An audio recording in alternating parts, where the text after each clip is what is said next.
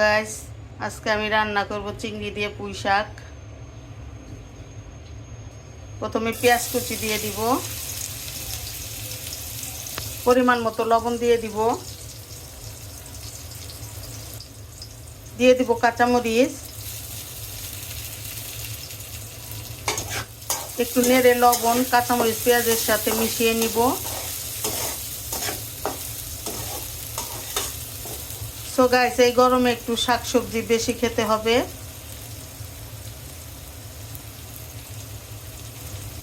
এক চামচ পরিমাণ রসুন বাটা দিয়ে দিব।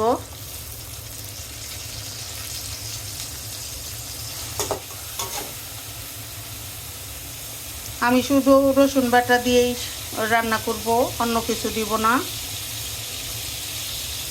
গুঁড়ো শুকনো মরিচে দিব না, শুধু হলুদ গুঁড়ো দিব আর এই কাঁচামরিচ আর রসুন বাটা, এগুলি দিয়েই আমি শাক রান্না করব। হলুদ গুঁড়ো দিয়ে দিব। মশলা একটু কষিয়ে নিব, তার জন্য একটু পানি দিয়ে দিলাম।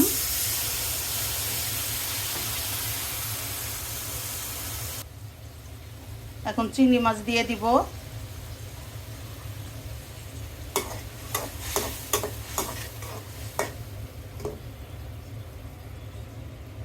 এখন চিংড়ি মাছ একটু কষিয়ে নিব আমি। গাইস, চিংড়ি মাছ কষানো শেষ।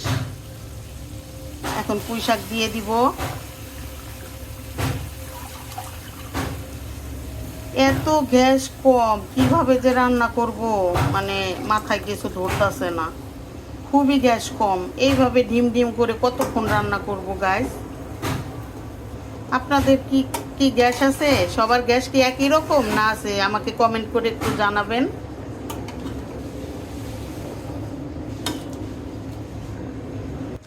সো গাইস, এখন আমি কিছুক্ষণ ঢেকে নিব।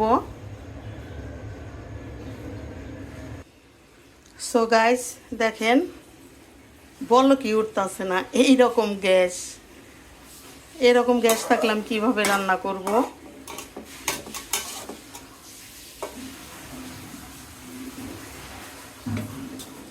বলো কি উঠতেছে না,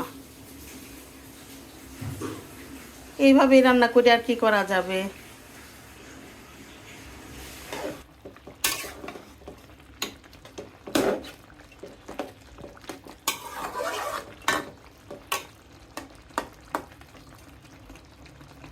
সো গাইস, শাকের কালারটা অনেক সুন্দর আসছে। এইভাবেই নিভু নিভু গ্যাস দিয়ে রান্না করতেছি, হয়ে যাবে, রান্না হয়ে যাবে। সো গাইস, এই যে আমার পুঁই শাক রান্না প্রায় কমপ্লিটের দিকে। পুঁই শাকে আপনারা একটা আলু দিবেন, আলু দিলে ঝোলটা একটু ঘন হয়।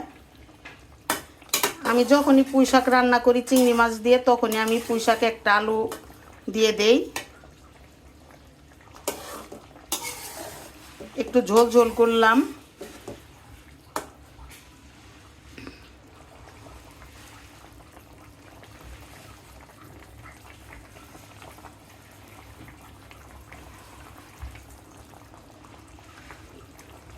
সো গাইস, আপনারা কে কোত্থেকে দেখছেন আমাকে একটু কমেন্ট করে জানাবেন।